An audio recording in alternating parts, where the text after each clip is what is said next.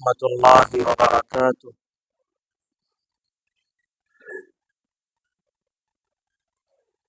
بسم اللہ الرحمن الرحیم۔ ان الحمد للہ نحمده ونستعینه ونستغفره ونؤمن به ونتوکل علیہ ونعوذ باللہ من شرور انفسنا ومن سیئات اعمالنا، من يهده الله فلا مضل له ومن يضلله فلا هادي له، ونشهد أن لا إله إلا الله وحده لا شريك له، ونشهد أن سيدنا وسندنا وحبيبنا وشفيعنا وكريمنا وإمامنا وطبيبنا ومرشدنا ومولانا محمد صلى الله تبارك وتعالى عليه وعلى آله وأصحابه وأزواجه وذرياته وأهل بيته، وبارك وسلم تسليما كثيرا كثيرا. أما بعد فأعوذ بالله من الشيطان الرجيم. بسم الله الرحمن الرحيم.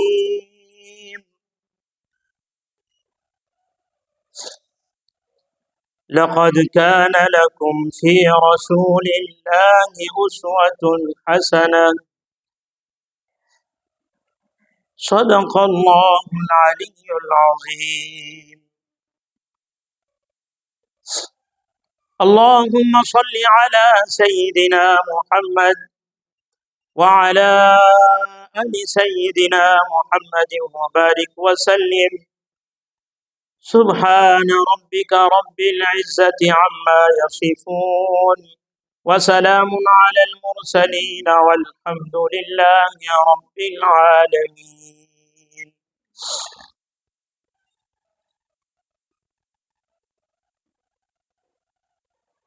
انتہائی واجب الاحترام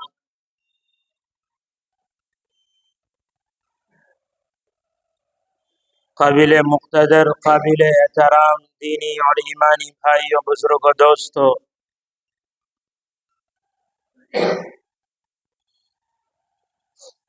ابھی آپ حضرات کے سامنے قرآن مقدس کی جو آیت کریمہ تلاوت کی گئی ہے، اس آیت کی روشنی میں بہت ساری باتیں گزشتہ پچھلے جمعوں میں آپ کے سامنے آ چکی ہے۔ آج بھی میں آپ حضرات کے سامنے سیرت النبی صلی اللہ علیہ وسلم کے عنوان پر کچھ باتیں آپ حضرات کی خدمت میں عرض کرنے جا رہا ہوں۔ اللہ سبحانہ و تعالی جو باتیں سامنے آئے مجھ ناچیز گنہگار کو بھی اور آپ تمام حاضرین و سامعین کو بھی عمل کی توفیق عطا فرمائے۔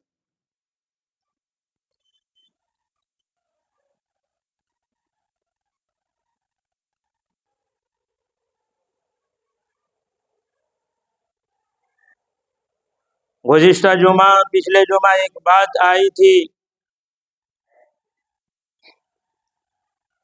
کہ آپ صلی اللہ علیہ وسلم کی گھریلو زندگی کا عمومی نقشہ کیسا تھا۔ پیارے آقا علیہ الصلاۃ والسلام کے گھر سے باہر کی جو خارجی زندگی تھی،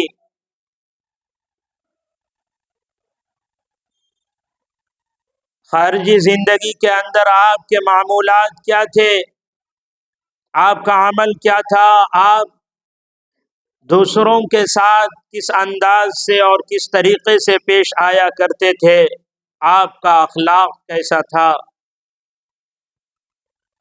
اور جب آپ گھر میں ہوا کرتے تو آپ اپنے گھر والوں کے ساتھ، اپنی فیملی والوں کے ساتھ، اپنے تعلقات والوں کے ساتھ، خادموں کے ساتھ آپ کا ویوہار، آپ کا برتاؤ، آپ کا اخلاق کیسا تھا؟ یہ بات آپ کے سامنے آئی تھی کہ آپ علیہ الصلاۃ والسلام اپنے گھر والوں کے ساتھ نہایت شفقت سے، نرمی سے پیش آیا کرتے تھے، ان کی دل جوئی کیا کرتے تھے۔ خاندان کے جتنے بھی افراد ہوتے تھے سب کے ساتھ برابری کا، یکسوئی کا آپ معاملہ کیا کرتے تھے، کوئی بھید بھاؤ نہیں تھا، سب کے ساتھ ایک جیسے اخلاق سے آپ پیش آیا کرتے تھے۔ گویا آپ صلی اللہ علیہ وسلم کی گھریلو زندگی خارجی باہری زندگی کی طرح تمام تر کیفیات سے، تمام تر چیزوں سے معمور اور پرکشش تھی۔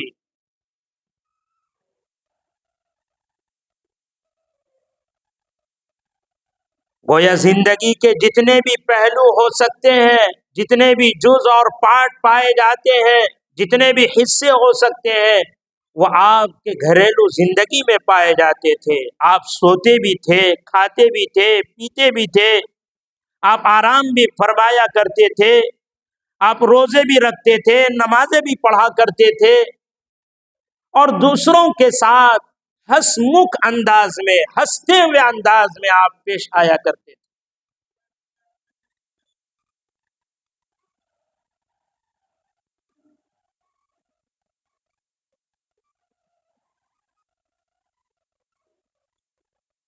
چنانچہ آپ علیہ الصلاۃ والسلام کے گھریلو زندگی کا نقشہ بیان کرتے ہوئے حضرت حکیم الامت مولانا اشرف علی تھانوی نور اللہ مرقدہ کے خلیفہ مجاز حضرت ڈاکٹر عبدالحی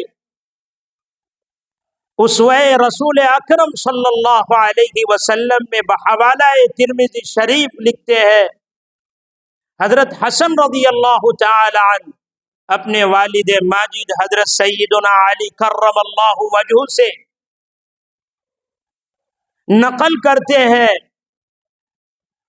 کہ آپ صلی اللہ علیہ وسلم اپنے گھر کے اندر اپنی ذاتی ضروریات حوائج، مثلا قیام کے لیے، منام کے لیے، سونے اور جاگنے کے لیے جب آپ اپنے گھر میں تشریف لاتے، یہ تو ظاہری سی بات ہے، اور اس بات کے لیے اللہ کی طرف سے من جانب اللہ آپ معزون و مامور تھے، اللہ کی طرف سے تو آپ کو اس چیز کا حکم تھا ہی، لیکن اس کے علاوہ جب آپ اپنے گھر میں تشریف لاتے تو آپ علیہ الصلاۃ والسلام نے اپنے گھر کے اوقات کو، ٹائم ٹیبل کو تقسیم کر رکھا تھا، بانٹ رکھا تھا کہ مجھے فلاں فلاں وقت میں، فلاں فلاں ٹائم میں، فلاں فلاں سمے یہ کام کرنا ہے۔ یہ آپ کے گھریلو زندگی کا نقشہ تھا۔ آج ہماری اور آپ کی زندگی کا کیا حال ہے؟ کوئی اصول نہیں، کوئی ضابطہ نہیں، بے ترتیبی کے ساتھ، بے اصولی کے ساتھ میں خود بھی اور آپ سب بھی اپنے گھریلو زندگی گزارتے ہیں۔ ہمارا کوئی ٹائم ٹیبل نہیں کسی کام کے کرنے کا، کوئی وقت متعین نہیں ہے، لیکن قربان جائیے اس رحمت للعالمین صلی اللہ علیہ وسلم پر کہ آپ نے اپنے گھر کے اندر ہر کام کے لیے ایک وقت طے کر رکھا تھا۔ 3 حصوں میں آپ نے اپنے قیمتی اوقات کو بانٹ رکھا تھا۔ ایک حصہ اللہ کی عبادت کے لیے آپ نے مقرر کر رکھا تھا، اور دوسرا حصہ آپ اپنے گھریلو زندگی یعنی گھر کے جو معاشرتی حقوق تھے، بیوی بال بچوں کے، خادموں کے جو حقوق تھے، آپ نے اس کام کے لیے اپنا ایک وقت، اپنا ایک ٹائم مقرر کر رکھا تھا، ان کے ساتھ ہنسنا، بولنا، دلجوئی کرنا، یہ ساری چیزیں اس میں شامل ہیں۔ اور تیسرا حصہ آپ صلی اللہ علیہ وسلم نے نفس کی، طبیعت کی راحت کے لیے، آرام کے لیے طے کر رکھا تھا۔ یہ پیارے آقا علیہ الصلوۃ والسلام کی زندگی کی حالت ہے، یہ آپ کے گھریلو معمولات ہے۔ اور قربان جائیے اللہ کے پیارے نبی صلی اللہ علیہ وسلم کی ذات گرامی پر کہ تیسرا حصہ جو آپ نے اپنے نفس کے، اپنے جسم کی راحت اور سکون کے لیے جو طے کر رکھا تھا، اس میں سے بھی بہت سا وقت آپ نے دیگر لوگوں کے درمیان تقسیم کر رکھا تھا۔ اللہ، اور اس وقت کو آپ امت کے کاموں میں صرف کیا کرتے تھے۔ اس میں سے بہت سا وقت خاص لوگوں کے واسطے، عام لوگوں کے کاموں میں آپ لگایا کرتے تھے۔ چنانچہ کیوں؟ اس لیے کہ ہر طرح کے لوگ تو آپ کے پاس نہیں آ سکتے تھے، مگر وہ خاص لوگ جو آپ کے پاس آتے، دین کی بات آپ ان کو سناتے، وہ سنتے، وہ ان باتوں کو دوسروں تک بھی پہنچایا کرتے تھے۔ گویا اس منافع کے اندر، اس فائدے میں دوسرے لوگ بھی شریک ہوا کرتے تھے۔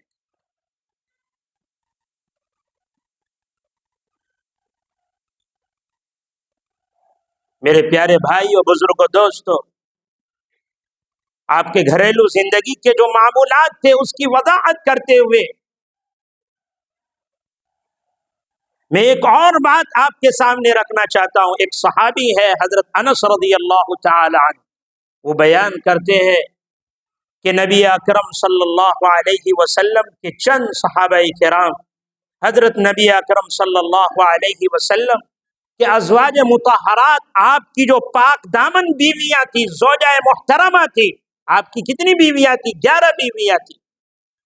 چنانچہ چند صحابہ کرام نبی اکرم صلی اللہ علیہ وسلم کے ازواج مطہرات کے گھروں کی طرف تشریف لائے اور آ کر آپ صلی اللہ علیہ وسلم کی خفیہ عبادتوں کے بارے میں پوچھا، سوال کیا کہ آپ صلی اللہ علیہ وسلم جب گھر میں رہا کرتے تھے تو پوشیدہ طور پر آپ جو چھپ کر عبادت کیا کرتے تھے، آپ کے وہ عبادات کیا تھے؟ ذرا ہمیں بتلا دی۔ میرے بھائیوں، میرے بزرگوں، نوجوانوں، یہ میں اپنے آقا کی، پیارے نبی کی ہسٹری اور سیرت کو، زندگی کو آپ کے سامنے بیان کر رہا ہوں۔ چنانچہ جب آپ کے معمولات گھر کے ان لوگوں کے سامنے آ گئے تو اس میں سے ایک نے کہا کہ میں آج کے بعد کبھی بھی نکاح نہیں کروں گا۔ اس میں سے ایک نے کہا کہ میں کبھی گوشت نہیں کھاؤں گا۔ اس میں سے ایک نے کہا کہ میں کبھی بچھونے پر، فرش پر نہیں سوؤں گا۔ جب یہ بات نبی اکرم صلی اللہ علیہ وسلم تک پہنچی تو آپ نے ان کے سامنے اللہ کی حمد و ثنا بڑائی بیان کیا اور پھر خطبہ دیا اور فرمایا اور کہا، کہاں ہیں وہ لوگ جو ایسا ایسا کہتے ہیں؟ ان لوگوں کی کیا حالت ہے؟ انہیں بلاؤ۔ چنانچہ پھر اس کے بعد اللہ کے پیارے نبی صلی اللہ علیہ وسلم نے کہا کہ میں تو رحمت للعالمین ہوں، میں تو روزہ بھی رکھتا ہوں اور افطار بھی کرتا ہوں، میں سوتا بھی ہوں اور نماز بھی پڑھتا ہوں، میں عورتوں سے نکاح بھی کرتا ہوں۔ فرمایا کہ جو میری سنت سے اعراض کرے گا، بے رغبتی کرے گا، دور بھاگے گا، پیارے آقا کا فرمان ہے وہ میری امت میں سے نہیں ہو سکتا ہے۔ کتنے ایسے لوگ ہیں ہم میں جن کی یہ سوچ ہوتی ہے، جن کی یہ فکر ہوتی ہے کہ رات دن وہ سوچتے ہیں کہ بس میں عبادت میں لگا رہا ہوں، نماز پڑھنے میں لگا رہا ہوں، روزے پہ روزے رکھتا رہوں، اور باقی کسی اور چیز سے مطلب نہیں۔ نہ بیوی کی کوئی فکر ہے، نہ بال بچوں کی کوئی فکر ہے، نہ گھریلو اخراجات خرچ کی فکر ہے، نہ ضروریات کی فکر ہے کہ گھر میں بال بچے کس حالت میں زندگی گزار رہے ہیں، ان کی کیا پریشانیاں ہیں، گھر میں گھر والوں کو کس چیز کی ضرورت ہے۔ بعض ایسے لوگ بھی نظر آتے ہیں، دکھتے ہیں، ہم اور آپ بھی دیکھتے ہیں۔ نہیں میرے بھائیوں، میرے نبی کی زندگی ایسی نہیں تھی، آپ تو سب کچھ کیا کرتے تھے۔ چنانچہ آپ کے گھریلو معمولات کی تشریح کرتے ہوئے ایک اور بات میں آپ کے سامنے رکھ رہا ہوں۔ حضرت انس بن مالک رضی اللہ تعالی عنہ سے مروی ہے، 3 حضرات، حضرت علی بن طالب، حضرت عمر بن عاص اور اسی طریقے سے حضرت عثمان بن مظعون رضی اللہ تعالی عنہم اجمعین، یہ تینوں حضرات حضرت نبی اکرم صلی اللہ علیہ وسلم کے ازواج مطہرات کے پاس گئے اور آپ کے عمل کے بارے میں پوچھا کہ آپ جب گھر میں رہتے تھے تو آپ کے اعمال کیا تھے، آپ کیا کیا کرتے تھے، پوشیدہ طور پر چھپ کر جو آپ کی عبادتیں ہوا کرتی تھی وہ کیا تھی۔ جب ازواج مطہرات نے آپ کے عمل کو بتا دیا تو ان تینوں حضرات نے اسے کم سمجھا اور کہا کہ ہمارا مقابلہ نبی اکرم صلی اللہ علیہ وسلم سے یہ کیسے ہو سکتا ہے؟ اگر آپ سے کوئی خطا بھی ہوئی ہوگی، چھوٹی موٹی غلطی بھی ہوئی ہوگی، لغزش بھی ہوئی ہوگی، تو اللہ نے تو آپ کی تمام تر خطاؤں، لغزشوں اور گناہوں کو تو معاف کر دیا۔ چنانچہ اس میں سے ایک نے کہا کہ آج کے بعد میں ہمیشہ روزہ رکھوں گا، کبھی افطار نہیں کروں گا۔ اس میں سے ایک نے کہا کہ میں رات بھر نماز پڑھتا رہوں گا، سوؤں گا نہیں۔ اس میں سے ایک نے کہا کہ میں کبھی بھی عورتوں سے نکاح نہیں کروں گا، یعنی ہمیشہ جدائی اختیار کروں گا۔ جب یہ بات نبی اکرم صلی اللہ علیہ وسلم تک پہنچی تو آپ نے فرمایا، کیا کہا؟ ان لوگوں کو بلایا اور کہا تم ایسی ایسی باتیں کہتے ہو اور کرتے ہو۔ اللہ کی قسم کھا کر کہا کہ تمہیں معلوم نہیں، تمہیں معلوم نہیں، میں رب العالمین سے تم میں سب سے زیادہ ڈرنے والا ہوں۔ تمہیں معلوم نہیں میں تم میں سب سے بڑا متقی اور پرہیزگار ہوں۔ میں نمازیں بھی پڑھتا ہوں، رات کو سوتا بھی ہوں، روزہ بھی رکھتا ہوں، افطار بھی کرتا ہوں، عورتوں سے نکاح بھی کرتا ہوں۔ اور پھر آگے فرمایا کہ جو میری سنت سے بے رغبتی اختیار کرے گا، دور بھاگے گا، وہ میرا امتی نہیں ہو سکتا۔ یہ میرے آقا کی زندگی تھی میرے بھائیوں، گھریلو زندگی کی یہ حالت تھی۔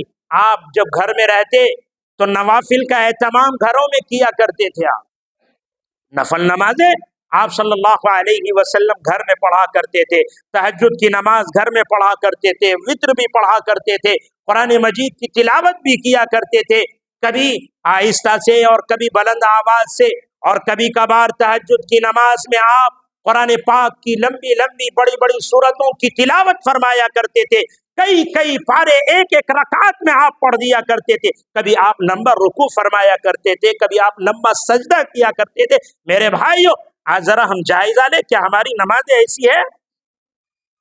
نہ ہمارے سجدوں کا ٹھکانہ، نہ رکوع کا ٹھکانہ، نہ قیام کا ٹھکانہ۔ ہماری نمازیں تو ایسی ہے، اللہ اکبر، پتہ نہیں اللہ کے یہاں قابل قبول ہوگی یا نہیں۔ اور کبھی پوچھنے کی توفیق تک نہیں ہوتی، معلومات کرنے کی توفیق تک نہیں ہوتی، کبھی جانکاری بھی نہیں لیتے، آتے ہیں اور کوے کی طرح ٹھونگ لگائے اور چلے گئے، ایسا لگتا اللہ پر بہت بڑا احسان کر دیا۔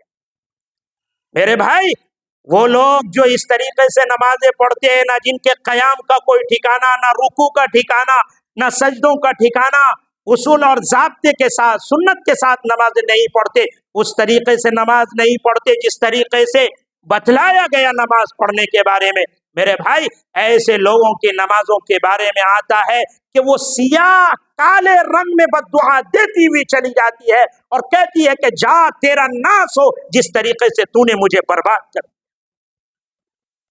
اور پرانے چادر کی طرح لپیٹ کر اس کے منہ پر مار دی جاتی ہے۔ اس لیے میرے بھائیوں بزرگوں، نمازیں پڑھتے ہیں، وقت لگاتے ہیں، وقت دیتے ہیں اللہ کے گھر میں، تو نمازیں اس طریقے سے پڑھیے جس طریقے سے میرے آقا نے نماز پڑھ کر اپنی امت کو بتایا اور سکھایا۔ اس طریقے سے نمازیں پڑھنے کی ضرورت ہے۔ بہرکیف آپ صلی اللہ علیہ وسلم کے یہ گھریلو معمولات تھے۔ میرے آقا کا بسترا کیسا تھا؟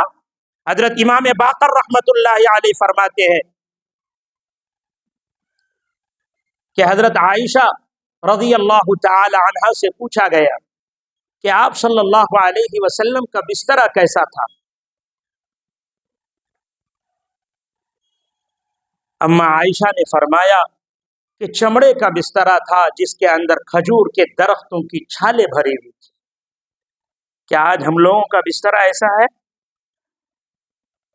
حضرت حفصہ رضی اللہ تعالی عنہا سے پوچھا گیا کہ آپ صلی اللہ علیہ وسلم کے گھر میں آپ کا بسترا کیسا تھا؟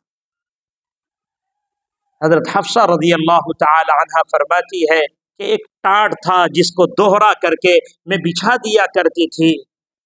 ایک دن دل میں خیال آیا کہ اس کو چوہرا کر کے بچھا دوں تاکہ یہ ٹاٹ اور نرم ہو جائے۔ میرے بھائی حضرت حفصہ نے ایسا ہی کیا، رات گزر گئی، اللہ کے پیارے نبی صلی اللہ علیہ وسلم نے اس ٹاٹ پر جس کو چوہرا کر کے حضرت حفصہ نے بچھا دیا تھا اس پر رات گزار دیا، اور جب صبح ہوئی بلایا حفصہ ادھر آؤ ادھر آؤ، دریافت کیا، پوچھا آج تم نے میرے نیچے کیا بچھایا تھا؟ تو حضرت حفصہ نے جواب دیا روزمرہ کا بسترا جس کو میں بچھایا کرتی تھی، لیکن آج میں نے اس کو چوہرا کر کے 4 ڈبل کر کے اس کو بچھا دیا تاکہ نرم زیادہ ہو جائے۔